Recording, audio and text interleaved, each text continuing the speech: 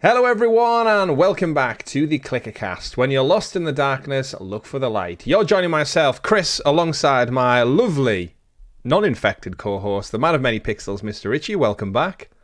You assume I'm not infected, but you don't know for certain. I mean, that's on you. If you want to be like that, that's on you. That's on you. Welcome everyone, of course, to your weekly The Last of Us podcast, where we break down and round up everything from the HBO adaptation, The Last of Us, coming to you on HBO Max over in the States, Sky Atlantic, Now TV over here in the UK, and wherever you get your fix, whether that be legal or non-legal. You're joining us as we break down episode 2, Infected, runtime of 52 minutes, debuted, of course, this past Monday, over on your respective TV channels, written and adapted by Neil Druckmann and Craig Mazin, and directed, his directorial TV debut of Neil Druckmann as well. Richie, before we get into the show, of course, welcome, boys and girls, clickers, infected, bloaters, all of you fine folks out there. Thank you for joining us. I can see a couple of you already stopped by in the chat. Thank you very much. We do appreciate you popping by. Don't forget to give the video a like and subscribe so you're kept in the loop with all of the great content we do here at Helix Plays Games, like our other PlayStation podcasts, Xbox podcasts, live streams, gameplays, and all of that other jazz. It helps you find more content that's specific to you. Richie, we're here to break down episode 2, and before we get into we had a great showing last week, so thank you to everyone who stopped by. You can get, I just want to make it clear, if you don't catch us on YouTube and you want to catch up later on, the audio version will also be up on podcast services, so if you do want to listen to it on your podcast preference of choice, after the fact, if you're driving to work, if you're a bit busy, if you like to go wireless, hands-free style, it will be up probably by midnight tonight on the day we go live with this one. It takes a while to get the file edited for audio and out to podcast services, but we intend to get it up as quick as possible, so thank you for checking it out over there. I think nearly 100 plus of you checked it out that way, so it's worthwhile doing. And just search for ClickerCast on your podcast service of choice. You should find it. If you can't, search for CloudQuest. Yes, because it's on the old CloudQuest feed. It is. So if any of you look at it and think the cover art might be a bit old school, that's because it is. It takes a while to distribute and update. Yeah. But evening to everyone out there. Sedna, Jin, Don Grattan, thanks for stopping by, and all of you other clickers out there who clicked that link and joined us.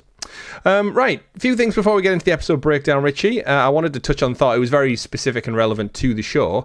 This week it was reported that The Last of Us, the actual PlayStation 5 game, Part 1, and The Last of Us remasters have seen a massive spike since the game went live, which is no surprise. We kind of always anticipated this was going to happen.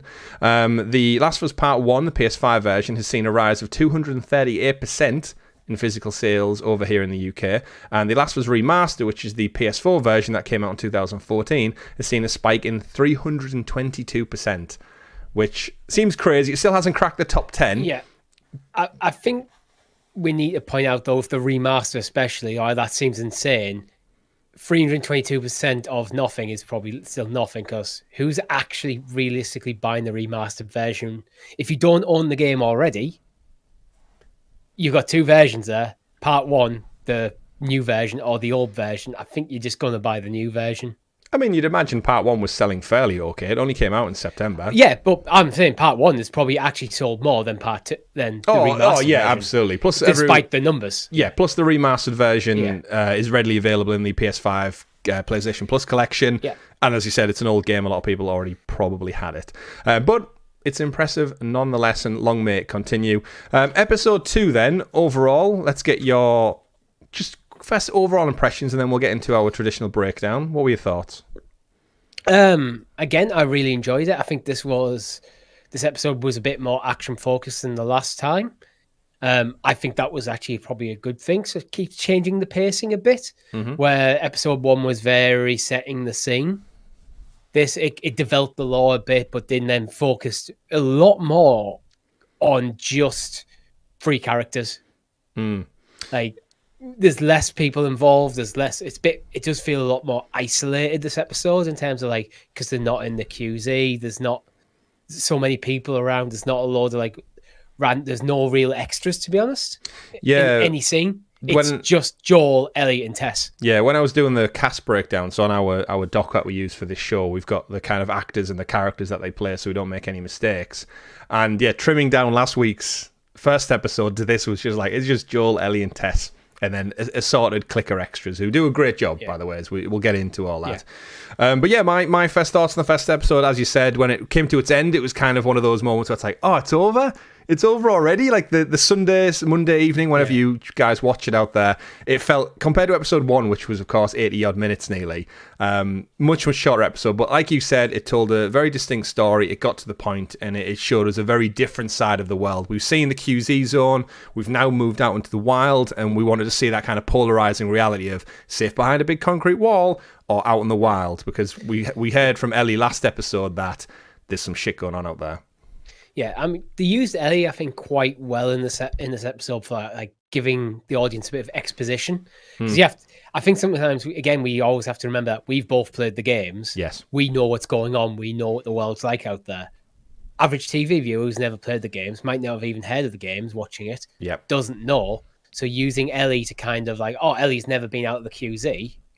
Her asking questions, and then especially Tess answering in the way, basically it's like her preparing Ellie for what's out there kind of thing. I thought that was a really good way of like handling it's effectively an exposition dump, but felt very natural for how these characters will be interacting as well. Yeah, any exposition told through the lens of a character is always a clever way of the writers getting their point across without directly addressing down the camera and going, guess what's happening? So I enjoyed that element too.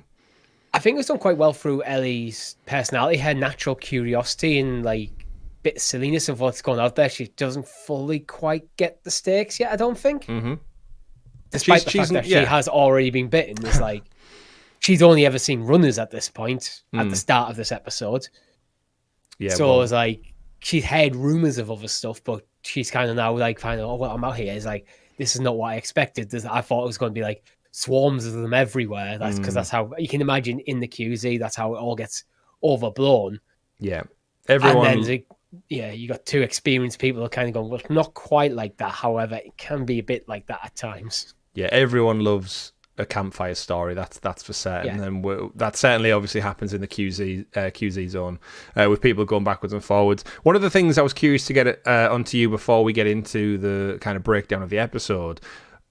How has this been received out there in your wider world? So any of your colleagues talking about it? Any friends, family who are having an active conversation about a video game adaptation that's now on I guess, mainstream television? I haven't really heard any of my family mention it. One or two of my colleagues, most of my colleagues have heard of it, but they haven't watched it. I think there's only one or two. I did like kind of bring up the topic myself. When people were just like in the break room talking about like, oh, TV shows.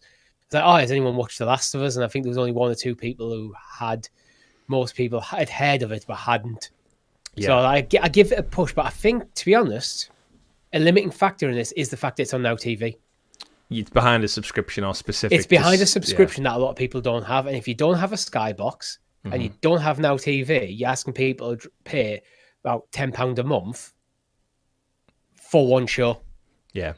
And when they already have things like Netflix, they always have Disney Plus. So it's like, although I think the show's doing good numbers, if this was on a different service, it would be doing bigger numbers, I think. I think it would break through even more. It's an interesting one, isn't it? Because it's limited to, like you said, that HBO Sky over here audience. However, the prestige of that kind of makes, again, the reason these shows are tentpole productions is to bring audiences in. Like, how many people signed up for HBO and Sky for Game of Thrones because it was billed as like the best television ever?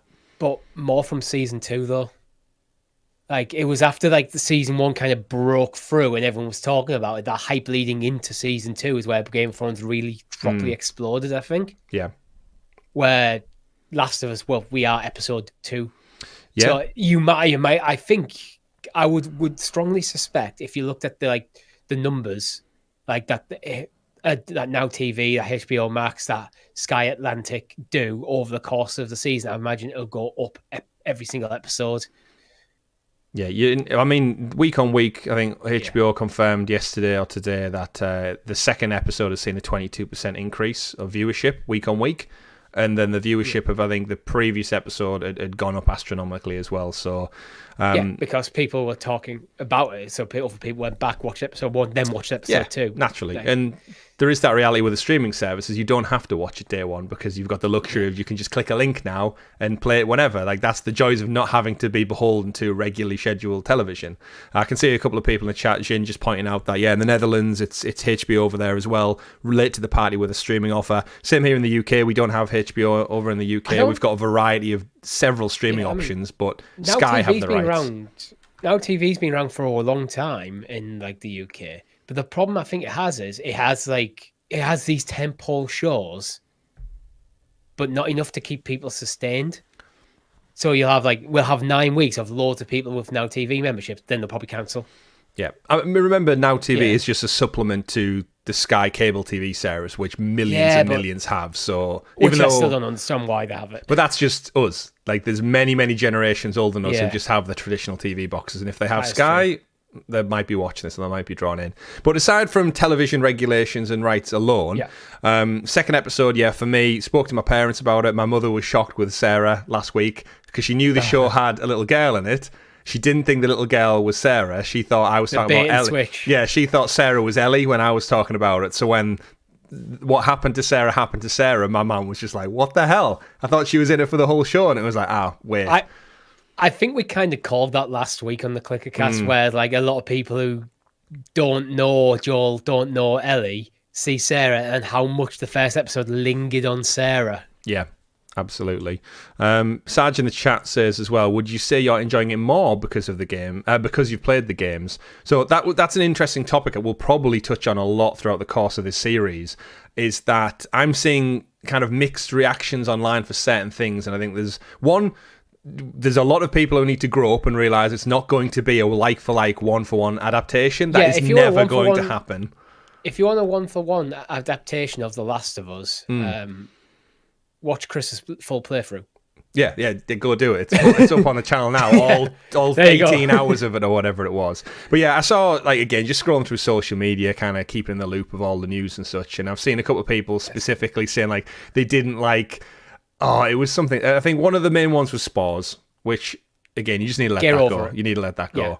Yeah. One of them was, like, the way the clickers moved, or the museum was a different scene to when it was the hotel. And it was just like... You mean the order? Yeah. The order slightly It was like, and they weren't... One of them was that Joel wasn't picking stuff up and crafting, and it was just like, it's not a video game. It's for television. It's not going to be... just a camera behind Pedro Pascal as he walks through these sets made on a soundstage doing the video game stuff. That's not how you tell stories in a different medium. And it's just kind of like, you need to grow up and understand that. But otherwise, you're never going to enjoy the show for what it's worth. I can see a scene at some point in the next few episodes, like Joel and Ellie, like just camping out somewhere, and Joel's just there while they're having a conversation, just idly making like a shiv or something. And that's where you're going to get that nod to the game stuff. Absolutely, there will be. I think there was actually a bit of one in this episode, actually, when we get to the museum. Yeah. where I think Joel almost went into listen mode. All right, yeah, crouch down with those knees. There will be a scene some point in the series where they do actually share a conversation by a campfire, because I've heard Neil Druckmann before talk about he wanted to get it in the game, but he could never find a moment of levity to include it. And if you actually go into the video game and the extras where they have the art gallery mode, there is an art gallery like diorama of Joel and Ellie sat behind a campfire that was pulled as assets from the game. So that's the kind of scene where I can see him just like idly making a shiv or making a Molotov or something, showing educating her on how to make something using the scavenge. But I think it's going to be a couple of episodes away from now, because where we are now in this episode, at the start of the episode, Joel wants basically nothing to do with Ellie. At the end of the episode, he basically wants nothing to do with Ellie, but feels an obligation to Tess.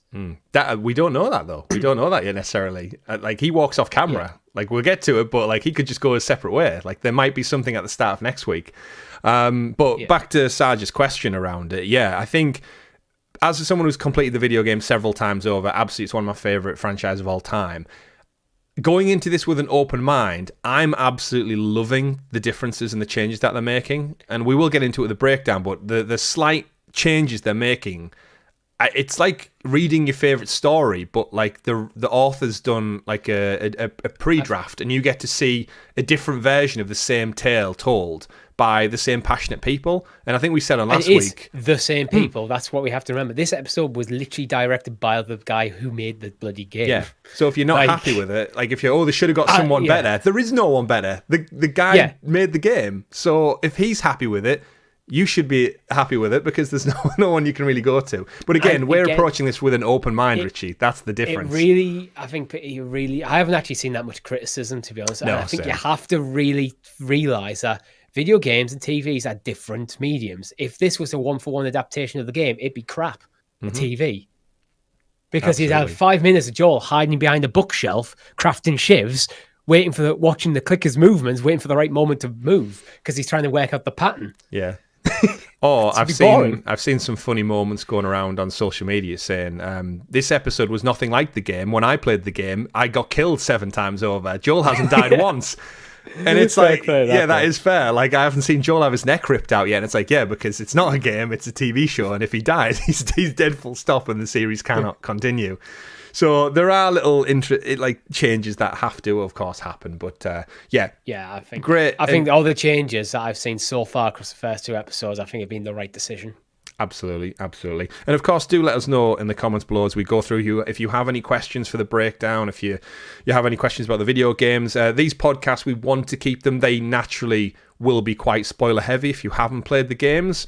Again, I don't think watching the show and maybe hearing people talk about the differences detracts anything from the game, because the TV show is still going to follow most likely all the major beats. So playing the game again will just be like a different retelling, or vice versa. So just enjoy it for what it is. Again, you've already mentioned it, but The Last of Us Remastered is on PlayStation Plus. So if you are a fan of the channel, get yourself PlayStation Plus. You can play through it.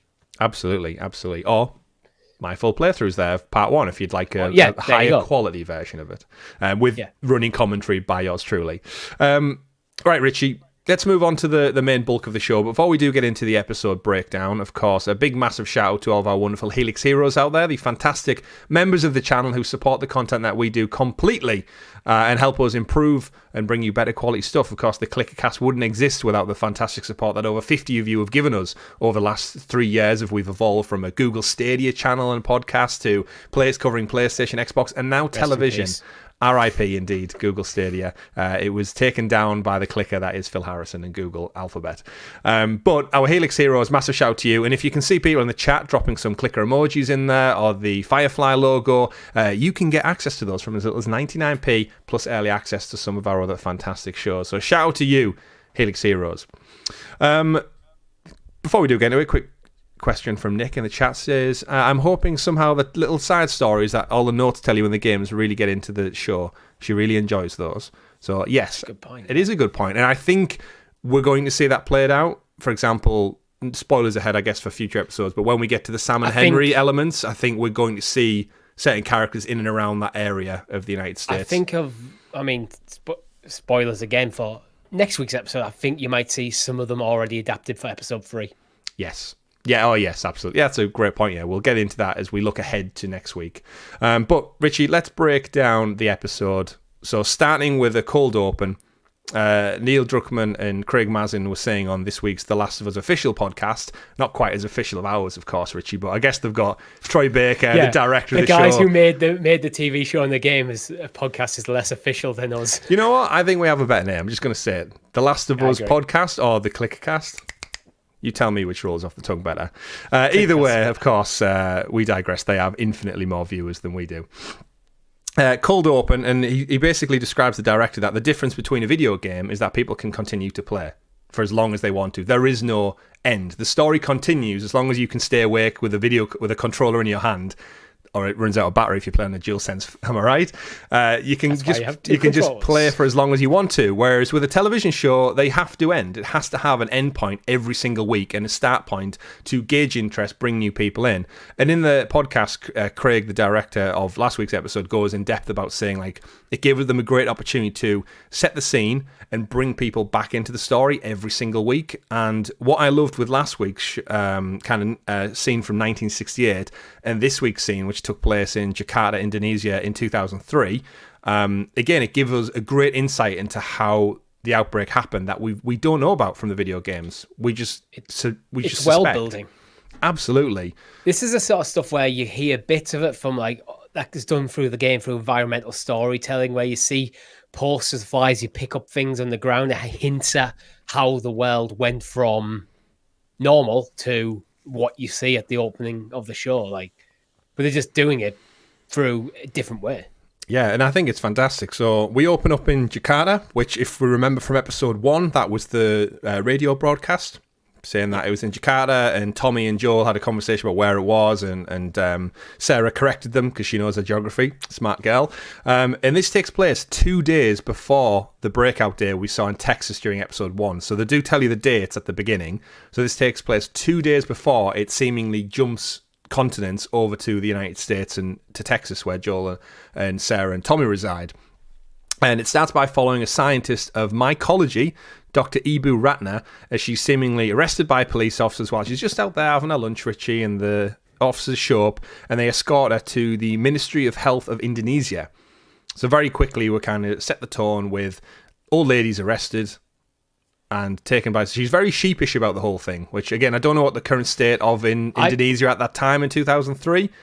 I think there might have been not long before. I don't know. I'm not a historian of Indonesia, but from what I've heard, there was like some military sort of kind of stuff going on probably in her lifetime. So armed soldiers turning up at a diner in the middle of the day is like cause for, is this back to the bad times kind of situation? I mean, if we're totally honest, if you and me was just sat having a Mackie D's in the middle of the day on our lunch break and some police officers or army military people rocked up and specifically took like a random lady who was just sat having a McChicken sandwich over in the corner away, we'd probably think, oh shit, something's going on here. So different worlds, no surprise. I mean, yeah, who buys a McChicken sandwich? And usually not as a standalone, as a meal, it's all right. Deserves to be arrested for that. I mean, that's your take. I quite like a McChicken sandwich. Let's not go down that rabbit hole. That could be a whole different thing. Shout out to Dre in the chat for stopping by as well. Yeah. But yes, they arrest her, and she is, again, they make a point of saying she's a doctor of mycology. And mycology is the branch of biology concerned with the study of fungi, including their genetic and biochemical properties, their use to humans, as well as their dangers, such as toxicity or infection, which... Because we know what happened in episode 1, we know why she's brought in as a specialist. And of course, she's took to the Ministry of Health. We kind of suspect what's going to happen here, but it's nice to see it kind of played out in a different part of the world. Because remember, in the video games, we don't see anything outside of the United States, ever. We don't hear any broadcasts, we don't hear any radio messages. All the notes we found around the world are just handwritten from local people. Again, makes sense. Like, the world's went to shit. How the messages aren't going to get across. And again, the game, as we talked about last week, is very much in the from the point of view of Joel. Yeah, completely. The TV show can expand on that. Absolutely. So they escort the lovely lady into the research lab. We see her examine a petri dish, and I really liked how the military guy kind of prevented his little other scientist friend from basically influencing her decision. Like, she goes to explain something about what's in the petri dish really early on, and he kind of holds her back and says, no, let her make up her own assumptions. Very good move, actually. As a scientist, I very much appreciated that. It's like, yeah, you don't want to colour. You're bringing in a second opinion. Don't colour them. Let them see the data. Let them make their own decisions. Then debate. Yeah, it was nice to see them get that a little bit. And again, it just adds to the tension of like, oh, she's only trying to be helpful, but it's like, no. This is serious. Like, let her make her decision. She, of course, examines it, and she immediately says, like, it's cordyceps, and it's not able to infect humans. And they basically kind of both reel back and go, it was a human sample, so shit. Okay, this is where we're going. Shout out to everyone dropping by in the chat as well. I can see loads of new names dropping by. I know you've all came over from Meg's fantastic stream of The Last of Us. She's just got Richie to the point of the end of this episode as well. So before we went live... Meg just witnessed the epic conclusion that was the end of this week's show, and I've seen loads of people out there playing through the game almost episodically, keeping up with the events in the show. Genius idea. I'm doing the other way around. I'm watching the show and then catching back up with the game. Yeah. So, again... That's what we'll be doing tomorrow. Why not do it? It's amazing. Experience it in all its forms. Just like this fungus, of course, is experiencing new worlds as it's out there. She then gets moved on to examine the corpse, which she gets tucked into a room. We see a naked body spread out on a table. It's got a bite mark, and she basically gets to examine it. She's in one of those big hazmat suits. I'm sure that's what you wear at work all the time, Richie, those big radioactive stay out of it suits. No, just a smart as hell lab coat. She goes in, the body was bitten on the foot. She inspects it, she gets a scalpel, slices it open, and this is kind of like strike one for disgusting things you're going to see in this episode.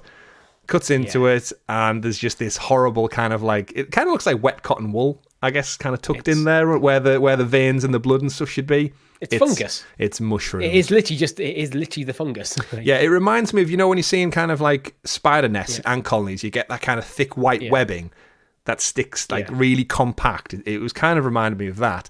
She then goes on to examine the rest of the body. She gets her little tongs out, and of course, first place you'd go straight down the throat. And what does she find, Richie? There's a reason she goes for the throat. Oh, is there? Oh, do tell. Yeah, so the reason she goes for the throat is because she notices the wound on the leg is a bite mark, but looks like a human. So she asks the guy, is this a human? Was she bit by a human? Yep. The guy says yes, so she goes to the throat, because at this point, again, this is environmental storytelling. Bit of self. She now assumes, she now is thinking, okay, if it's done by bite, let's check the throat. How is it doing it? Gets the tweezers, goes into the back of the throat, pulls out the fungus. The fungus moves towards her. Yeah. And that's when she panics and runs. Yeah, she kind of... there is a rationale. It's not just like, oh, this guy's got a bitten leg. Let's have a look down the throat. No, there's actually you can see the thought process. Right. So she didn't just flip it over and go straight for the butthole. It was like there's logical thinking. Yeah, there's a logic. Lovely. She's trying to figure out how it's spreading. Yeah, that makes sense. That makes sense as a scientist. That makes total sense. Of course, when she goes down with the tongs and she pulls it up and she just gets a big chunky slab of calamari, doesn't she, coming straight out of that thing. Yeah. Tendrils, we've seen them in the last episode. These things are disgusting, and these are the things that are replacing the spores on the show. And so far, I'm loving it. They add such an element of horror rather than just like floaty spores, ooh, in the air, keep your gas mask on. It's like, no, this thing is reaching out to get her, even through the suit. So the tendrils are sentient, that her face is there and it wants to get to her. She drops it, she panics, she of course tries to unplugs herself from her oxygen intake or whatever, leaves the room alive and well. And the officer, then it cuts to kind of a new scene. The officer gives her a cup of tea, and he explains basically the incident, which we presumed it's been going on for the last couple of weeks. That there's a flour and grain factory, which confirms, I don't know if you've seen it go around this past week, the bread theory, which was... Yeah, I actually only saw it in relation to this episode. I didn't see anything about it from last week. Yeah, it's loads of like TikTok videos and shorts and reels and stuff. Basically, the bread theory is that in last week's show, Sarah and Joel and Tommy were kept away from all kind of flour-related food products. So he forgot Atkins and the forgot to pick up his cake, chocolate and the cookies, no cake. Didn't eat the biscuits from the neighbour, all that kind of stuff, and no pancakes for Tommy. Yeah, and so they never got infected in episode 1, but evidently loads of other people did, and they referred to the flour mill in Jakar being one of the biggest distribution places in the world. So no surprise that if this was ground zero, it would spread very, very quickly. He explains that it was the flour and grain factory, and then it kind of gets a little bit darker very quickly as the doctor starts to retrace the kind of steps of the infection of going, right, who bit them? It happened at this factory. Was anyone else bit? Yes, we caught them. What happened to them? A few hours passed, and they basically turned into, of course, what we know as runners, and military protocol suggests they kill them. And then who bit them? And the guy goes on to say there's 14 employees missing, Richie. Not just one on the loose, 14. Yeah. Which immediately, if you think of everything we went through with like pandemic and the spread of infection, you've got 14 of these fuckers out there already infected. This is what I was about touch on to. That's the moment that number 14 is where she just loses hope. You see it in her act. It's phenomenal acting by her, actually. Very subtle. You see, like, there's the moment where she hesitates and then like she shakes because that taking that moment to think and what that means, she's just done the maths in her head. Yeah, that ripple effect. And that's why what she recommends is to basically nuke the city. Yeah. It seems an extreme response, but she's done the maths. 14 people out there. What that basically means is if you assume that, well, every single one of them bites another person, that's now 28, and then 56, and so on. It just exponential growth, and it's already been hours at this point. Yep. At least hours, probably maybe even days. So there could be literally already thousands of infected people out there. Yeah, and that's just in the city, not factoring in the flower and yeast problem. How quickly the infection spreads. Yeah, if the yeast is well, she says if the flower production is infected, then it's spread all over the world. It's done. She does. And that's why, like, she has that moment where it's like, I just want to be with her family. She knows she's fucked.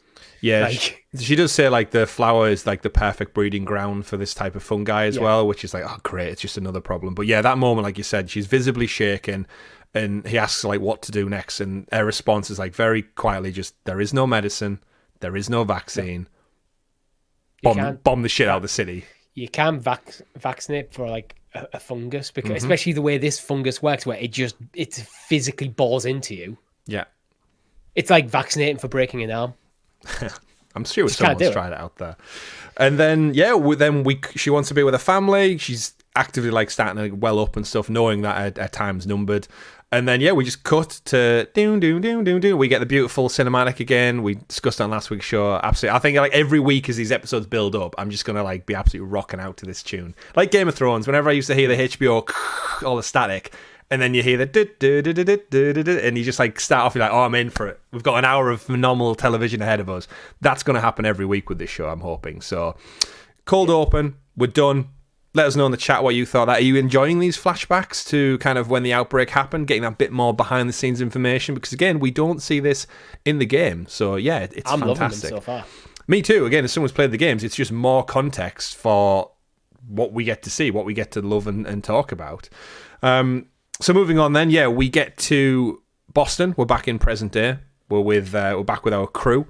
And it kind of opens up with a bird's eye view of Ellie asleep in the fetal position, which is kind of very interesting if you think about all the thought stylization of the show so far. And it's basically showing her almost like an embryo in a fetal position, which is the start of this spread and growth and evolution, potentially.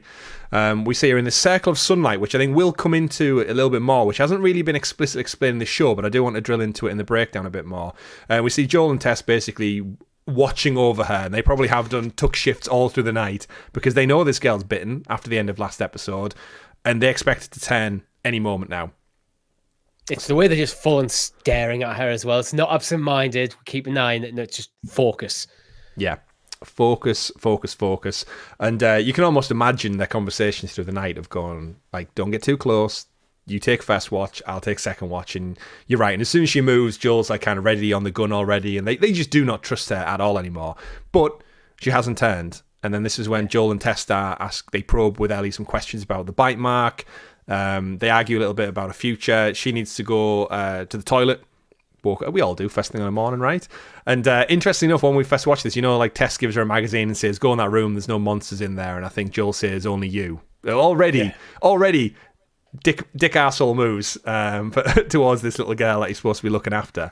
But clearly, he just doesn't give a shit. And my first thought, oh, look, Tess has given her a magazine to go read while she goes to the toilet. And then immediately double-checked, it's toilet paper, isn't it? And I was like, that's grim. Yeah. And that made me think, Richie, side note to the entire show, how awkward must wiping your ass be with those, like, like the quite, like, plastic pieces of paper? It's not like toilet roll. You know what I mean? It just doesn't seem like the right type of material you want to be wiping with. A leaf would be better. I think in the circumstance of which they've been living, anything is better than nothing. Because imagine toilet paper might be a luxury. It might be. Although in last episode, they did say they're manufacturing bullets and pills at a factory somewhere. You've got to imagine toilet roll is one of those. For Fedra.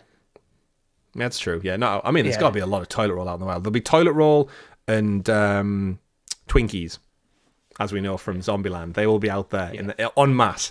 So they have that little discussion. Ellie goes off. There was a nice moment where I actually noticed that they kind of hang on Joel's hand a little bit, showing his injury from the last episode. So they're not kind of glossing over the fact that he's possibly, like, fractured some bones in his fingers or his hand from beating the hell out of that Fedra guy.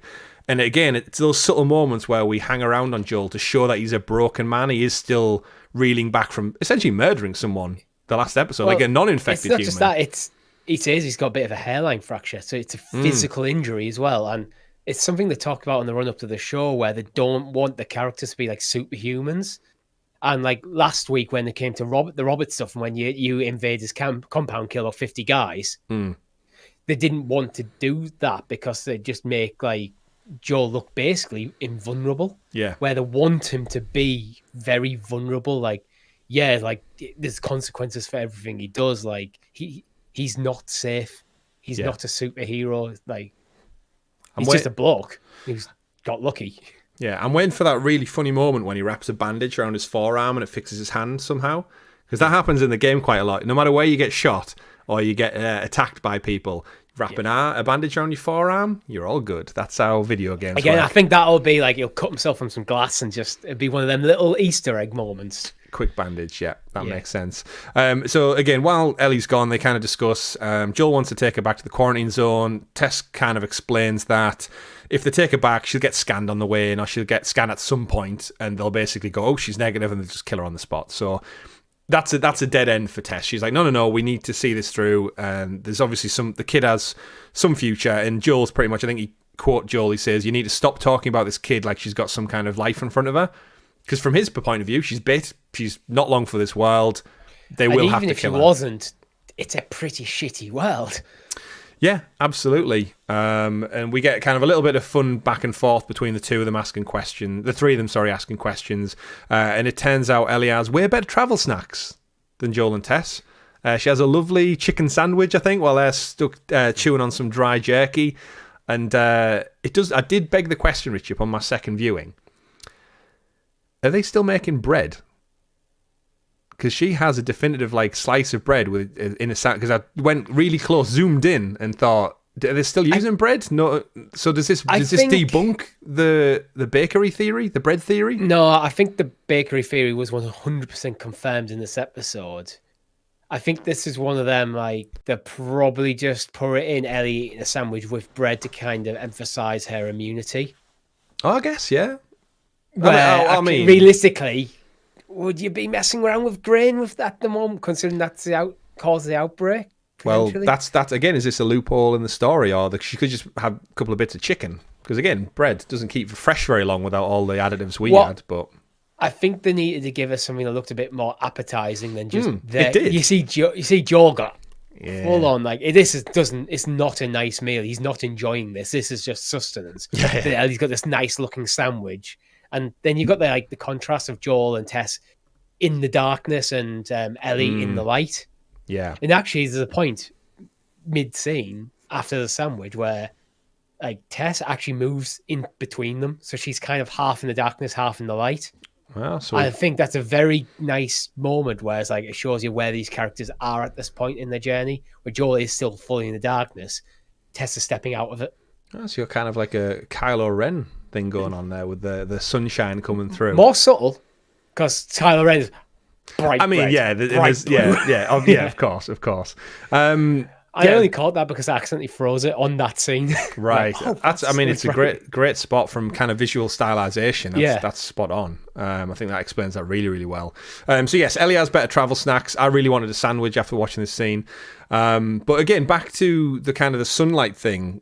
It'll play into later on, but we might as well bring it up here as well. Is when she's in that kind of circle of sunlight where they've specifically obviously told her to sleep there. Why would you sleep with the sky above you when you could sleep in shade where you're not maybe going to get rained on, or you might be a bit warmer? And it does make you think that in the later scenes we'll get into it, but the sun seemingly impacts the infected in the TV world as opposed to the video game. There's a few bits we'll get into later on where when they're actively in sunlight, they seem to react to it in a negative way, similar to some classic zombies maybe would, or vampires, in fact, not even just zombies. But it's interesting that they specifically put Ellie in a ring of light and they kept in the shadows. And well, this is just from their experience. We'll get into it in a bit when on the bridge in a bit, where actually not on the bridge. It's quite a bit later where they Tess is kind of explaining to Ellie almost the mechanics of the infected and how they always seem to be deep in buildings and it's rare for them to see them spill out into the streets. And that's why you get that whole thing where Ellie's just I thought there'd be loads of hordes everywhere. I was well, they're just they tend to stay out. So I think this is probably putting her in the sunlight is just done by purely their observations. Like Tess and Joel have been out here tons of times. They've seen how the move, and they've probably seen like the infected tried to not be in the sunlight. I don't think it's a full-on vampire situation. Yeah, absolutely. It's just they tend to stay in dark, cold, damp areas. I mean, like a mushroom, yeah. They like it, yeah, like a mushroom. And yeah, I guess that kind of like wraps out that conversation. And again, just as a side note, the director and Neil Druckmann on the official podcast were talking about that the fact that they did write a full backstory for Tess, but they never got around to showing it or shooting it because it didn't fit in, or they didn't have the budget for it for whatever reason. But yeah, the particularly going to say that Tess apparently had a husband and a son back in the old world who both got infected, and she ended up having to kill her husband, but she couldn't quite bring herself to kill her son. So he ended up being locked in a basement, and in theory, to this day, he's still locked in that basement in some form of clicker, bloater, whatever he's evolved into. And I think there's an interesting thread. Which is arguably a worse fate. I mean, yeah, arguably. But there is kind of that thread throughout why Tess is more involved in wanting to believe Ellie's immunity, because if she believes that there's any chance that a cure could come from this, there is a chance that her son potentially could be brought back around or survive or something. Again, very, very slim chance, but you can see Tess is way, way more bought into this adventure than Joel is. And I think that's, if that, even though obviously it's not canon because it's just the director talking about one of the thought process, but I think it adds a nice layer to Tess's character, which makes you realise as the episode goes on why she is more driven to see Ellie over the finish line, rather than Joel, who's just like, nope, I lost the person who's important to me. I don't give a shit. This world's cold. I am a ruthless kind of smuggler who just does what I need to do to survive. Yeah.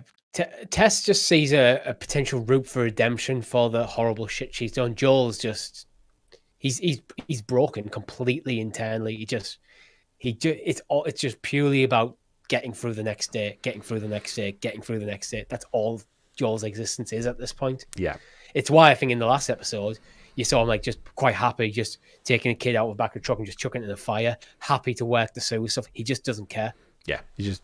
I don't think he cares if he gets killed. Yeah, he's just closed off to the world completely. He exists till he exists no more, and that's it. Wow, that's deep. So we finally get, again, Ellie explains her immunity story. She's apparently working on a cure because she's immune. They need to head out west. And either way, Tess says like they get what they want. Whether they take her and she turns out to not be immune, or they take her and she is, it doesn't matter. They get what they want, which is the battery in the car, and they can head off and find Tommy, which ultimately is Joel's goal. He wants to find out what's going on with Tommy. And the kind of scene ramps up with, I love it, where they kind of pick up the gun and Ellie just says, "Can I have a gun?" They both kind of retort and say, "Absolutely not." And she just says, "Okay, Jesus, I'll just throw my fucking sandwich at them then." Which Such I thought an was Ellie response. It is, yeah. It's just kind of an off the cuff, quick line, and yeah, it made me chuckle anyway. They go out, they exit, they go out into the streets, and on the route to kind of the main thing, we kind of now start to see the city a bit closer up, destroyed, of course, by the bombardments that was aforementioned by the lady in Jakarta, where she says we'll bomb the city. They clearly did it as a global plan rather than just limited to Indonesia. Did you catch, actually, when they leave like the building where they spent the night, the sound of the door opening? I may have commented it onto the wife. Did it sound like a clicker or something? 100% straight from the game's clicker noise. Right, that's interesting. It was to the point where I didn't even think it was even subtle. It was like, it worked, but it was like, when I watched the episode for the first time last night, I was like, maybe you should have put a bit more like just general door squeak in there to mask it a little bit.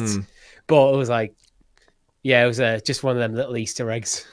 I did notice when he moved the cabinet out the way of it. Yeah. The door then opened. Triangle. The door then opened outwards. Yeah. So I'm thinking, like, if someone was to try to get in, they could still just open the door and crawl under the cabinet.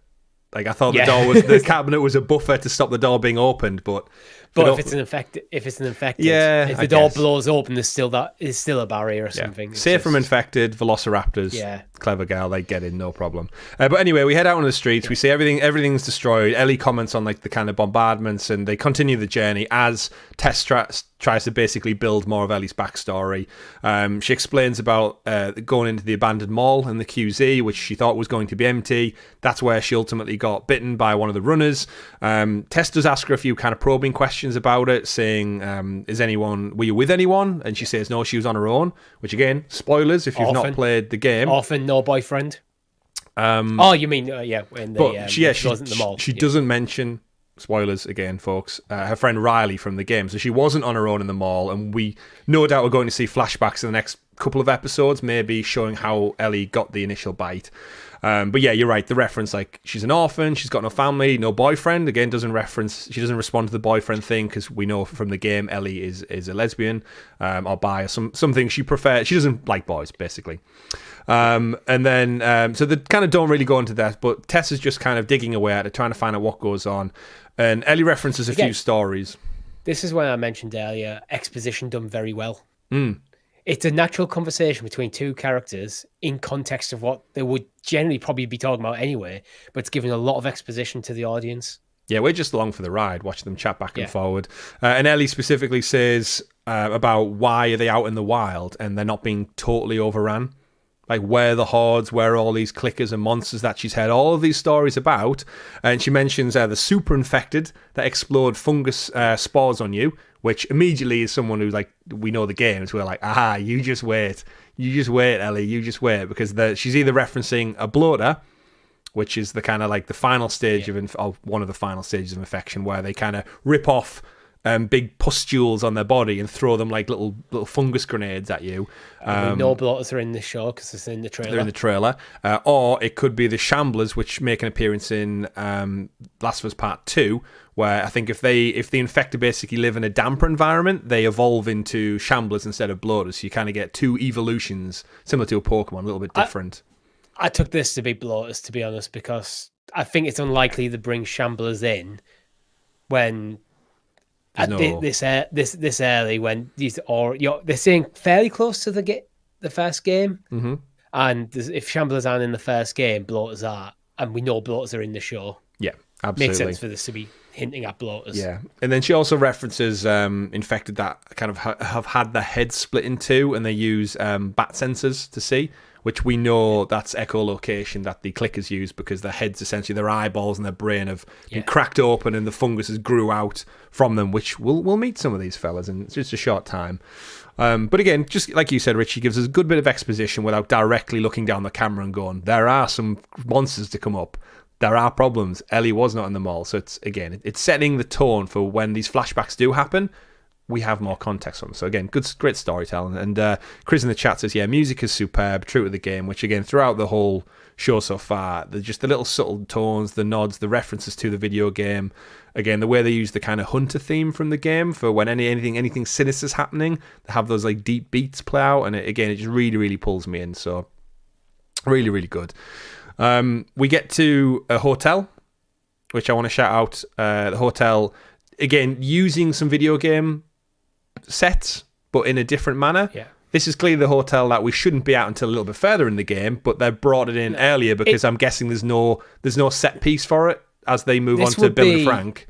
I think this would be the next thing, if I remember rightly. This is the thing in the game that happens after pretty much the end of the episode. This is where I think you go next. Absolutely. But with us going on to see Bill and Frank, I think this is just basically a way of taking the hotel setting and bringing it forward into the TV show. They were probably, when they were trying to figure out the show, it's like, well, it doesn't make sense further. It makes sense further in the game as a game, but like, well, if it doesn't fit as a show, we could repurpose a set somewhere else. Well, in the video game, it's just a way to give you 5 levels of exploration and enemies to fight. There's no actual story happens in the hotel. It's just some way to pad out the video game for 2.5 hours of action and fighting, or stealth, depending on how you approach it. And then this establishes that Ellie can't swim, which I'm guessing will come back later. Absolutely, yeah. So in a hilarious way, actually. Yeah. Flooded hotel. Ellie can't swim. We get the introduction of Piano Frog. Shout out to Piano Frog. Just want to say, Piano Frog is probably going to be a meme. Across the course of the week, we see a frog on a piano playing some horror chords as though he knows what he's doing.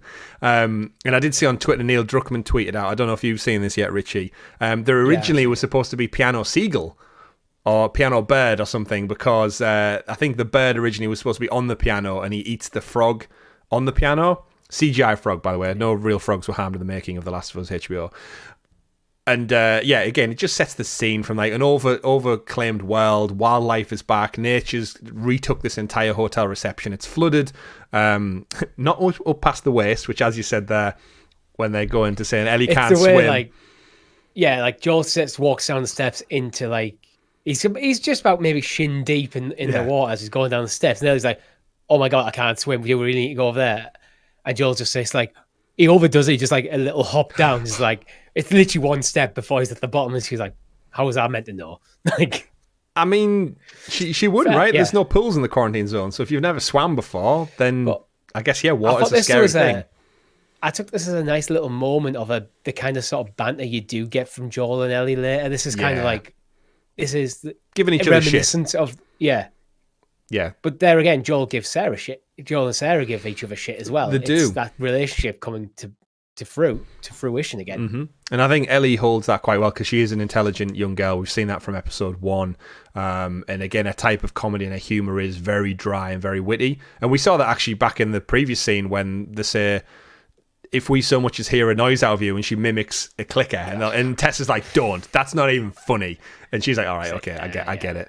But in the first episode, it's 1, 2, 3, 4, 5, 6, 7, 8. Fuck you. Yeah. So she again setting the scene. So a couple of new lines in there for Ellie, but very, very good character development to show that they're maybe cold with each other, but they can still have this kind of sibling rivalry almost back and forth. So we work our way through the hotel. A brief scene, she knocks over a skeleton, maybe getting a bit too comfortable in her environment already. Like, she doesn't know what's out here, but very quickly she's happy to mess around with like the hotel gear, and a skeleton jumps out on her and she bricks it a little bit. It's one of them brief moments where you actually see her just being like a young teenager, just being a kid for a bit, and just like, "I'd like your finest room, please, at the Plaza Hotel." But yeah, we make our way up to the rooftops.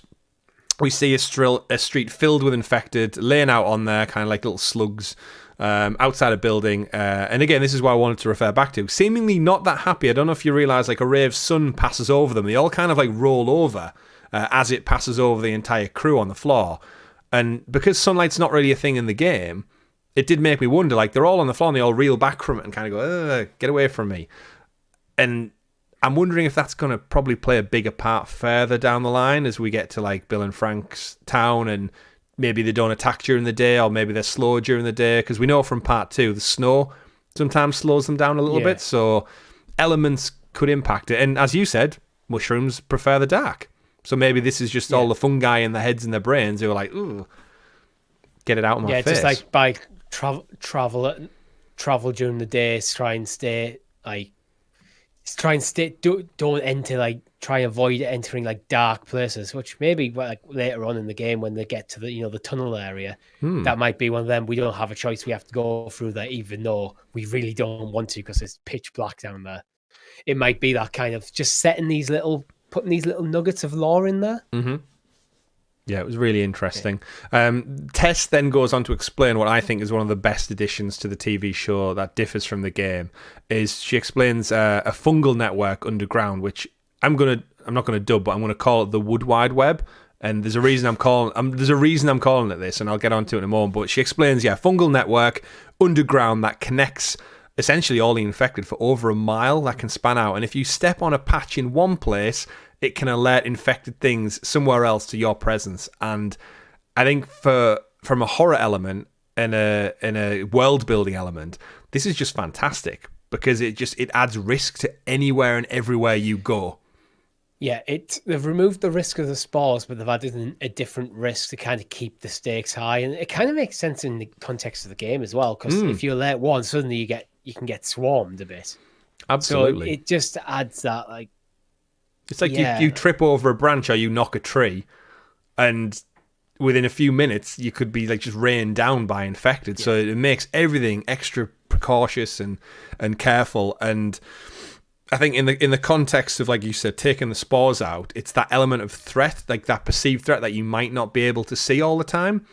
And it does play into it very, very importantly near the end of the episode. But one of the reasons I wanted to reference the Wood Wide Web specifically is if you thought episode 1 with the cold opening when they talk about the fungus infecting humans and there's ants that get infected by this and they go up to the canopy and they come out their head, go check out BBC's The Green Planet with David Attenborough, specifically the episode titled Seasoned Worlds, because he talks about this Wood Wide Web, where basically they show you how all the plants in a forest, all the trees in a forest are connected to a point where if there's, say, like leaf cutter ants who are cutting all the leaves off, the trees can secrete like a type of wax to basically deter the ants from ripping apart one tree. But using this web underneath the ground, they can tell other trees in the forest to basically prepare this kind of substance to deter the ants from then attacking them.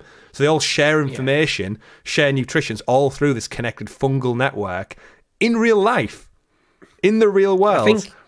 I'm pretty sure the biggest organism on this planet is actually a fungus.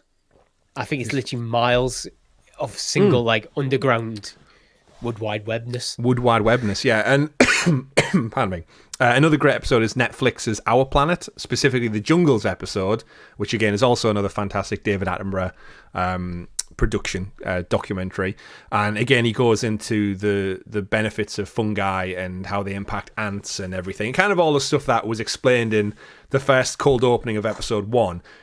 But real world. So if you enjoy nature documentaries, if you're a fan of David Attenborough, any of his Planet Earth stuff, then check out them 2 shows, because not only does it add fear and horror to the real world elements of this, but as soon as Tess brought it up, I thought, that's just fantastic. They've took a real world thing once again and tweaked it for the horror of the show. That, you step on a little mushroom over here and there's a clicker 2 miles away that's going, I'm going to head south now in this particular direction where all these people... I'm being attacked down to south. Yeah. It's a network. It warns others of danger in the area or potential food and nutrients and whatnot. Either way, they go on about the long way of the shot where they decide to head into the museum, which is a fantastic to be, and it's a huge set piece from the video game. Again, just another area to basically kill things and scavenge things. But in terms of the show, it adds for a nice kind of dark, dusty, dilapidated building where we get introduced to loads of corpses all over the stairs. We see like kind of mushrooms growing out of them a little bit.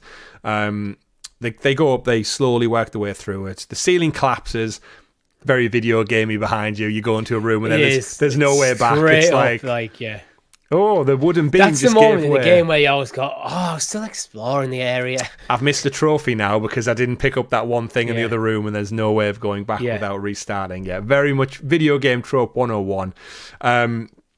But then more importantly, the noise brings on the clickers. The first time we see the clickers, of course, sponsors of this very show, the ClickerCast, after all. Someone last week said, why was the show called the ClickerCast? It was I guess if you've not played the game, it makes no sense yet. We missed the bit where they encounter what looks like a relatively fresh corpse. That's true. Good and point. like Ellie's like, I've literally been attacked by these myself. Like talking about runners, it doesn't look like that. That is a great point. And then that's where they have the moment where it's like, from this moment, it's not quiet, it's silent. Yeah. Like, because we know, clickers come running in. And from what the brief things we know about Fedra, the clickers are the third stage of the infection, where essentially, like I said, the brain, the eyes, everything's cracked open, taken over. The fungus is fully in control, but they can't see anymore. So to navigate and hunt, they have to do echolocation, which is your clicking and your noises to hear sounds reverberate back off solid objects. There's an argument that they should have probably talked about what the nature of clickers are to Ellie while they're back on the bridge. Yeah. Because there was an opportunity there. Or when Joel and Ellie was sat in the corridor, there was another opportunity to kind of talk about stuff. When Ellie's asking Joel about if he's killed and what it's kind of... Is it hard knowing that there used to be people kind of thing? I think they've just done it just for the tension for the TV show. Yeah, that's a great point. And actually, the showrunners did discuss that in the podcast, saying that when they were shown the early version off to someone at HBO, they didn't understand what was going on. And they went back for reshoots to that scene where Joel specifically says, like, he points and says, like, no eyes, be quiet.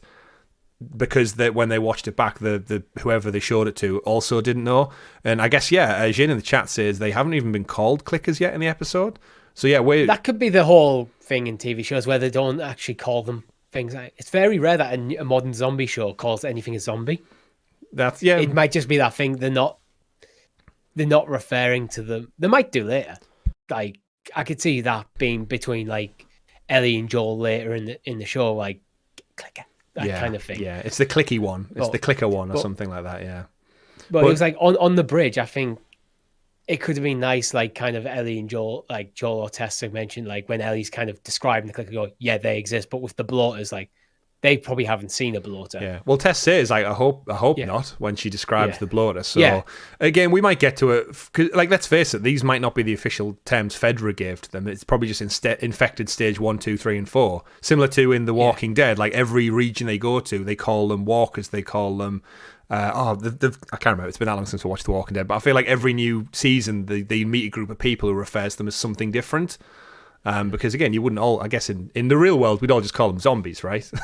We wouldn't refer to them as anything else. Unless they started clicking at us, Richie, and we might just refer to them as clickers. But yeah, we get some really tense moments where they come running in, rah, click, click, click, all over the place. I can do a much better impression, but I've told myself I'm not going to do it on the podcast because visually it's probably embarrassing for me to get into the zone to do it. I might put a soundbite. I might put a soundbite at the end of the episode, and you can judge me next week.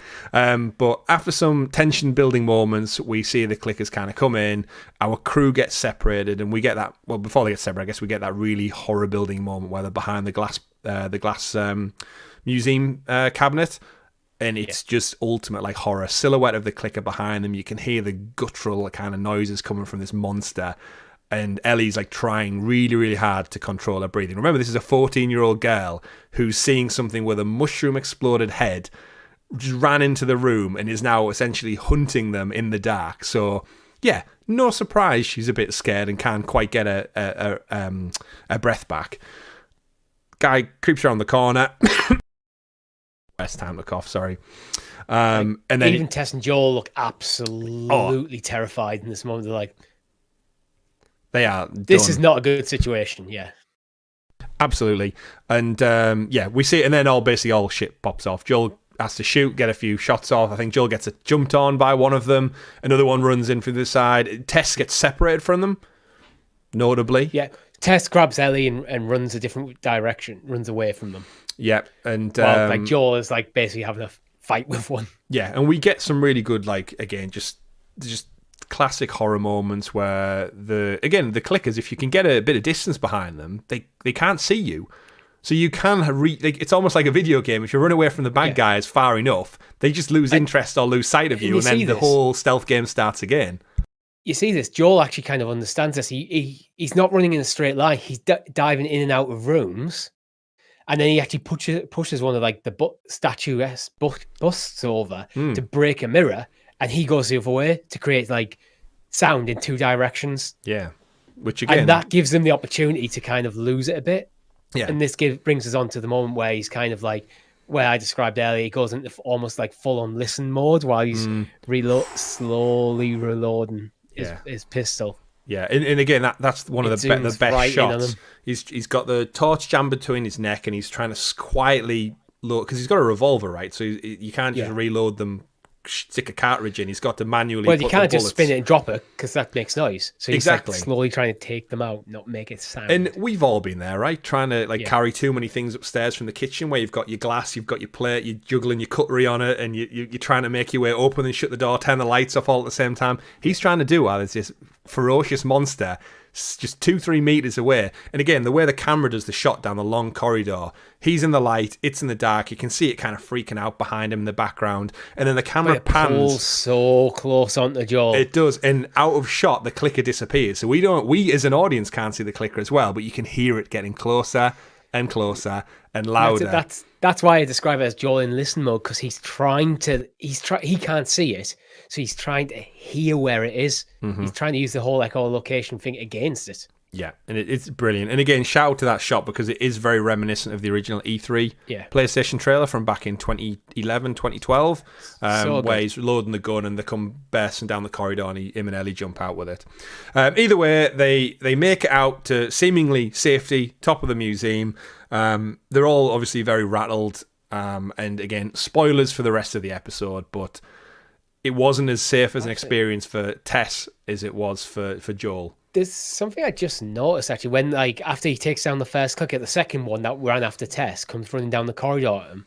But actually, I noticed just then with the first clicker, he fully unloads his gun. You see him pull the trigger a couple of times and nothing happens after it's dead. So that was his last round. And as he sees this other clicker come running at him, he actually steps in front of Ellie and pushes Ellie behind him. Yeah, so he's getting protective already. Yeah, I didn't notice that. In my first watching, I've just saw it. I was like, oh, it's a subtle detail. Interesting. But it is Joel being a father. Interesting. Again, it might be one of those instinctive reactions that we might all do in that pure scenario. Instinct. But yeah, protect the child kind of thing. Yeah. But yeah, interesting to see. So yes, we think Tess has hurt ankle. Ellie's been bitten again, which I think is just brilliant because that doesn't happen in the game. Like, she has her original bite. But I do think it sets a good precedence for the kind of the climax of this episode of where Ellie's been bit and she's kind of like rubs off and goes, oh, shit. Like, oh, well, I guess if it was going to be one of us, might as well be me. Because, It's how nonchalant she, oh, fuck. Like, and Tess has a great line where she does say to Ellie, I think earlier on in the episode, of like, you're not immune to being ripped apart. Yeah. Which is like a great thing. It's like, yeah, this is serious. Like, you might be immune to being bitten, but one of these things could just rip your neck up and you could bleed out just as easily. So be careful of that. I think this is actually important in the show as well, because this is the second time Ellie's being bit. But this time, there's no doubting how she got that injury. Yeah. So Tess and Joel know that this was she was bitten by an infected. Mm-hmm. So it sets it up nicely later, where the other one, that could be a scar from anything. Yeah. She's saying she was bitten before and she's infected, but again, they don't know for sure. Could be an acid burn. That's what she tells people in the second. But in terms of this, Tess is clearly rattled. I think as an audience, we suspect something's up because her whole demeanor changes. And even though it's just her ankle, she seems... There's just everything about her just is different. Her whole character is changed a little bit. They kind of pursue on to the Capitol building. I love the point when Ellie just goes across the plank of wood. When he's like, oh, be careful. I know it's a bit high. You might be a bit scared. That's scary. It's like, that was scary. This is wood. Yeah. Which is just like classic Ellie again. Again, nice scene from the video game when they go over the planks across the rooftops. And again, just a very iconic moment. We head to the Capitol building and Tess is like, right, we got to get there quick. We need to get, like, she's, even with her bad ankle, she's out front, ahead of the two of them, leading the way towards, like, up this big avenue street towards the Capitol building. And again, as an audience, we know what happens. We know what has happened to Tess. If you watch it back, Richie, there's a moment when, as she's leading out ahead of them, she glances back to see where Joel and Ellie are behind her. Yeah. And you can see blood on her neck already. Well, that's probably one of the reasons why not only is she out in front to try and drive them forward, she doesn't want them to see. So she's out in front so they can't see. Where if she was behind, there's always a chance that Joel looks behind. So it's like... Absolutely. Yeah. Chris in the chat says, do you watch each episode with a pen and pad? No, actually, I watch it once with my wife and then I watch it a second time and take some brief notes so that we can break it down for you, my friend. And I am watching it as we talk. And Richie then has it up in front of him as well. So we can kind of just piece it together bit by bit. If there's anything we missed, Chris, let us know. Let us know. We'd love to talk about it. Not too granular detail, though, because we could go down to fungi levels. But yeah, they reach the building, and there's bodies everywhere, just like in the video game, except for it's not Fedra this time. It is supposedly the Fireflies they were destined to meet and hand Ellie over to. So Tess immediately is like, shit.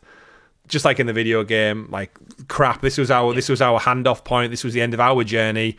And Tess, again, knowing that she's bit, knowing that she's got limited time, immediately rattling through everything, like flipping cases over, swearing. She's not happy at all. Looking for a map. There's some lines straight from the game as well in this scene. Yeah, chucking everything on the floor. And then we get to that point again where Ellie calls her out and she's like, oh, shit, she's infected. And, yeah, Joel's, like, again, fantastic acting in the moment from, like, Pedro. We're just showing the kind of emotion without having to say anything. It's just all in his kind of demeanor changes. Like, he's reluctant to get near. I think at one point he kind of goes to almost like talk to her like you would do if you found out someone was ill in the family or something. You want to embrace them, but he kind of reels back a little bit, like, shit, I can't get near you now, even though like they've supposedly got like a relationship together, and they might have done for many years. Like, they are the closest people to each other supposedly in this entire world, and all of a sudden, as soon as he sees that bite mark, he's like, I can't even get close to you. These tendril things might start popping out, as we know. So yeah, shit. Ellie's like, fuck. It's just, everything is just bad. Everything's gone south. And then they start arguing back and forth. She's like, you need to get ahead of Bill and Frank. And again, this is what I loved about the Ellie being bit a second time. Yeah. Because it wasn't just in the video game where she kind of rolls up her sleeve and says, like, look, this is real. This was 2 weeks ago. Mine's already worse. You have that exact time comparison where Ellie was bit 2 hours ago. Tess was bit 2 hours ago. Hers is just a little mark she can rub away, and hers is already turned into this horrible, like, gangrenous mushroom thing. We know, actually, in the TV show, the timeline is a lot quicker. I think it's something like, I think in one of the Fed reports, 2 hours, episode 1, it's something like an hour or two max, especially from a neck bite, where I think in the game it could be days before the infection fully takes. You're right. Which kind of does change. I mean, it changes this scene a little bit, but not really, because in the scene in the game, and what we're about to, like, basically Tessa's last stand, she knows she's down, and she's buying time for them because it's Fedra attacking. Where in the show, she knows she's gone very soon. Yeah, absolutely. And you see her arm twitch automatically. I think she hides her arm behind her back, which, as you said, the higher up towards your brain, I guess it is, the quicker these infections take place. She says, go Bill and Frank again, so she references Bill and Frank to get on it. Then one of these infected on the floor comes back to life. Joel kills it with a headshot. It's just so cool the way he just goes, bang, so casual. Puts it down. And, of course, a throwback to earlier in the episode where we now see the hand, kind of the tendrils come up through the hand from the fungus on the ground. And again, knowing what we know about the wood wide web and the fungal network underground, we see little tendrils go up. And disgustingly, for discussing part number 2 in the episode, Richie, you see one of them go under the thumbnail. That really freaked my wife out, where it was like, it's went under the nail. Like, that's just not a nice thing anyway. Which, as we know, it then cuts to another infected, like, further down the road, supposedly like less than a mile away. The ones we saw from the rooftop earlier. Yeah, it's a good, like, kind of world building. We know where they're coming from, how far away they have to travel to get there. But again, back to this fungal network, they know exactly where Joel, Tess, and Ellie are because of this network. It's because plugged in. all the same creature, and they know where they were hurt. Yeah, like if I stabbed you in the leg right now, you'd know which leg it was. Yeah, that's literally basically the kind of concept. It's your nervous system. It's like, I've been stabbed. Apologies for stabbing you in the leg. I've just been shot in the head. 2 miles down the road. 2 miles down the road. But yeah, so we know stuff's happening. I think there's a fantastic line where Joel kind of like pops his head out the door and Tess says, like, how many are coming? And he's like, all of them. Yeah. It's like, it's not even like a couple we can deal with. It's like all of them from down the street. You know, the 50 plus of them we saw rolling around getting a suntan earlier on. Yeah. It's them. It's all of them coming right for us. And the ones in the buildings. Yeah, everything. We see again, like, Tess says, like, get her out of here. It's how quickly Tess, just without all of them, just starts pouring down barrels of oil and grenades. Petrol and grenades. Like, she knows she's done. She knows she's done very soon. She wasn't planning on ever leaving that building. Mm-hmm. Her plan was probably to shoot herself in the head. You'd imagine, or ask Joel to do it. Yeah. Like, finish me off. Like, we're done. I'm not leaving. Yeah.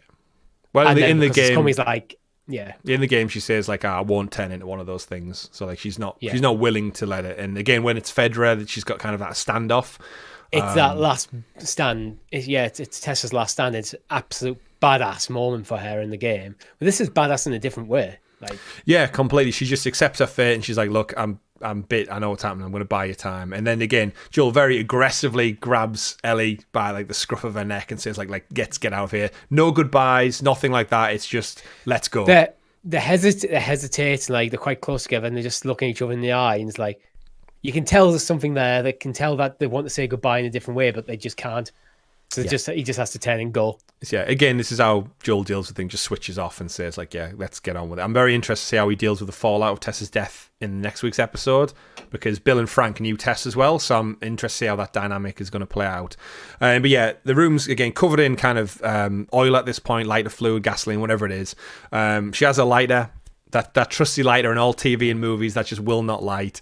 They come bursting through the doors. Interestingly enough, they seemingly ignore Tess. They just kind of barrel straight past her. She's just stood up against one of the pillars. Noise. She's backed against the wall. They're running towards the noise. But they're not all clickers. They're like infected, so it's like they have eyes. Yeah. So, but then again, we'll get on to this next conversation point of. There's one guy takes a fancy to her. They're all kind of like slightly out of focus, like they're using focus really, really well in this show. They're all barreling past her, and then one just stops. He turns to her and he gives her the eye. The romantic music sets in. Richie, he makes his like walk towards her, checking you out, pins her up against the wall, and then what does he do? I like the tentacles on this lady. He just straight up sticks his big dirty tendrils down her throat in the third most gruesome thing to happen in this week's episode of The Last of Us. And yeah, he just passionately embraces Tess, and it's disgusting, quite frankly. It's unsettling on many, many levels.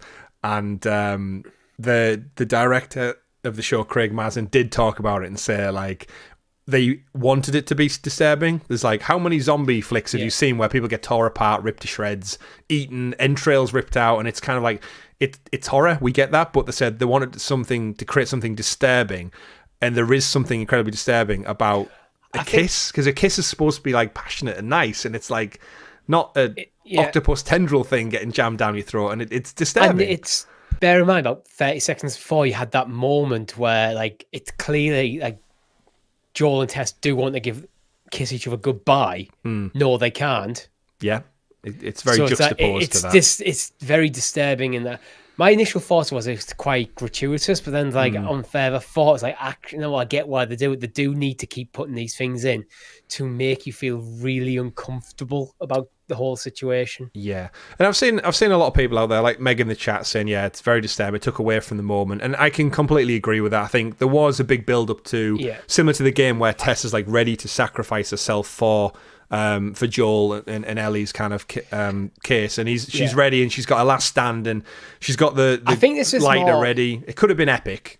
This was more of a human way you'd respond to the situation. Although she's decided she's going to go out in this blaze of glory, she's still panicked. She's still backing up into the wall.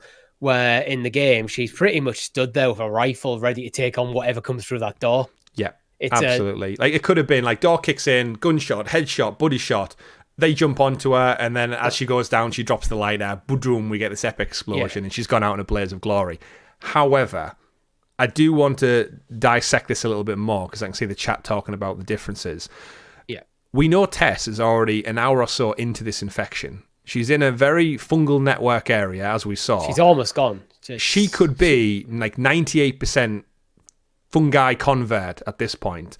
And she's got herself to the wall, her body's shutting down. These infected come running in, and the reason they don't acknowledge her is because she's already one of them.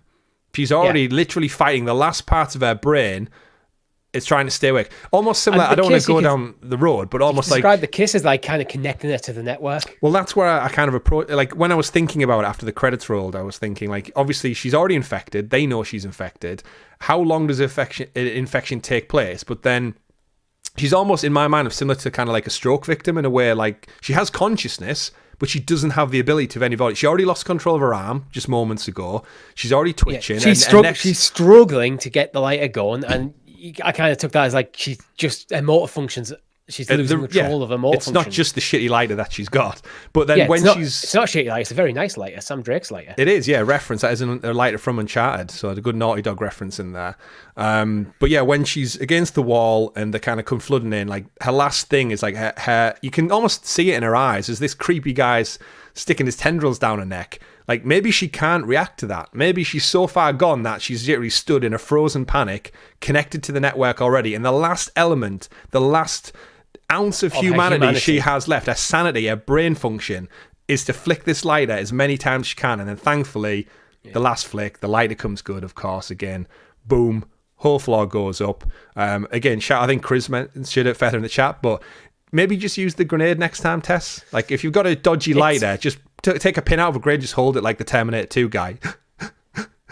Yeah, the thing with a grenade is it's panic as well. She's panicked. She's in a horrible situation. She's tossed them all over the floor. Like, she's convinced Joel to go, and then as they break through the door, she's backed up into a wall. Yeah. It might just be a case of she just didn't have hold of one. Yeah. She's got a lighter. I've got this'll do. Yeah. Because if she steps out, maybe she doesn't light anything. Yeah. It's like, absolutely. But it's one of them situations. Like, it's so like, I don't think you could ever realistically experience that kind of the stress of that situation. It's like you're trying to take your own life, but you're getting prevented from this tentacle monster inside of you. And like, it's just, I don't think there's a good way you can handle that and it's one of them situations until you're in it. There's no way to know how you respond. Yeah. And considering the outcome of the situation, there's no way to know how anyone would respond. No. And again, it diverges a little bit from the video game, but I can completely see where it's maybe a bit too much. And I don't think we've seen the end of these tendril deaths, and they clearly understand that they can freak their audience out by the coming out of the mouth. But it makes me think: is the showrunners like? Everyone I know is like talking about that part now, that moment, because you were expecting it to get ripped apart in a blaze of glory and an explosion. And what happened instead, everyone's like, oh, it was so like personal and intimate, and why would it do that? And that's maybe just how one spore gets on with another spore. Yeah. But then building explodes. We see Joel's already gone. He's like well ahead off camera, and we get the moment where Ellie she's trying to compose herself as like the Capitol building's on fire behind her, and the show just like ends, cuts to black, where she's clearly like traumatized by the whole situation. She's just knowingly, I guess, got someone killed in a way by proxy of her already. So now Riley's happened that we don't know in the show yet. Now Tess is gone, and it's just Marlene's shot somewhere, and she's just a 14-year-old girl thinking all this is happening around me because of me in a way. And now I'm with this guy who doesn't want me. And for all we know, Joel's fucked off back to the quarantine zone now, and she's just Tess like was the only person keeping Joel from killing her. Yeah, so a bit of an odd one to end on, but we fade to the credits again, and that is the end of episode 2 of The Last of Us. Not bad at all. Terrific episode. I think we round out each show by talking about certain aspects. So I think, Richie, I'll throw it over to you for these ones. Your performance of the week. In chat, do let us know. What was your performance of the week? Was it Tess, Joel, Ellie, one of the many clickers, or was it the sandwich in Ellie's backpack? Richie, what do you think? Oh, I did have a very clear idea of this, but then now you throw the sandwich in the mix. What am I going to do? Throw that fucking sandwich at you? Yeah, I think this is Anatolov's episode. This is Tessa's episode. Like, throughout the entire episode, there was so much of a I mean, again, Pedro and Bella, amazing throughout the entire episode. But I think because this is very much the episode's built around, it's building up Tess throughout the episode, then to like almost like pull the rug under you. And she does such an amazing job. She's the emotional heart of this episode, and it comes through in the performance so well. I'd completely agree with that. Yeah, Tess. The MV scientist at the start as well. I don't know the actress's name, but she did phenomenal. She did, She really set the groundwork for what this episode came to be. But I think, Jem, we're with you in the chat as well. Yeah, Tess MVP for this episode. Absolutely, yeah. Jin in the chat as well wants to mention the scientist at the beginning. Yeah, she really just kind of set the tone for what this world has become. And I'm curious, Richard, do you think every week we're basically going to give it to a supporting character and we're never going to get quite around to giving it to Ellie or Joel? Because I feel like next week we're going to give it to Nick Offerman as Bill. And it's going to be like, the next week it's going to be Tommy, the next week it's going to be whoever. And I know, but it's just like, because the episode like keeps centering around these other characters a bit. Yeah. Again, we don't know. Like, we haven't really had time with just Joel and Ellie yet. I think we won't get that maybe until season, like to episode 4 or 5. So, but there's still time. I don't think we'll ever. I don't think we'll have a full episode that is just on Joel and Ellie, because I think you might have half an episode here, half an episode there. Yeah, Jem mentions MVP is whoever dies so far. Yeah, you got to give it to them, because we can't give it to them beyond this. But I think, Tess definitely gets this one. Moving on, moment of the week. So what was your favourite moment of this week's episode? Chat, throw yours out there as well. I don't know. Was it the frog? Sednar says piano frog. Frog was good. Piano frog deserves recognition. Apparently Piano Seagull wasn't very good, so I'd sack him. I don't know. There's a lot. I think I'm probably going to go with like the museum scenes, like just that entire sequence from like the door claving in, the whole clicker, that entire scene, because I think it was done so well. You never felt like, again, it's keeping that thing where the characters aren't superheroes. Like there's only 2 clickers, but you felt a lot of threat, and it did the things like a few subtle nods to the games, like Joel like very quietly reloading, all that sort of stuff. Yeah, I thought that was probably the moment. Yeah, that's a good one. I would again. I was thinking back to the scientist at the beginning, and just that moment when she kind of sets the scene for there's no vaccination, there's no medicine, bomb the city, start bombing now. Like that was quite a strong bit, but the clickers, and it is basically the core of what the show's about. Is like they were attacked zombie style by the clickers, like in a very like this is the first time we've seen them again, real prosthetics. There was an extra running around in that suit doing all those twitches and diving over things and attacking and full on makeup. So you know what, like the actors union, to get actual real clickers on set is really difficult. There's not many of them out there. It's not manufactured out there, no. Especially at that stage. Like wait till they need a bloater. And then you have to find a clicker who can act as well. There's a great photo of Neil Druckmann doing the rounds where he's kind of pointing, giving directions like behind the scenes. And I always think extras are hilarious. I always think the Lord of the Rings 2 Towers ones where you've got Uruk-hai talking to Peter Jackson, sat having their lunch around a picnic table is just some of the best photos you'll ever see. But yeah, clickers in the museum, moment of the week. I think we definitely echo that one, definitely. And final one, best game adaptation of the week. So what happened in this episode, Richie, that mirrored the video games the closest or the best for you? Chat, let us know what yours are. I think this is museum again. I think because what made the museum scene work so well is how it was so much from the game while also working so well in the context of a TV show. I think that's what very slightly elevated above me from like the scientist at the beginning. So I think it is that Clickers in Museum again. Clickers in the Museum. It's the spin-off from Night at the very Museum. I mean, it was very much the most gamey part of the episode. Yeah, completely. You can see the video game elements, like the set dressing was exactly the same. The collapsing of rubble behind the door as soon as they go through it. Yeah, all it was missing was a quick time event, backtrack. Like big drawing triangle to hold it up. Yeah.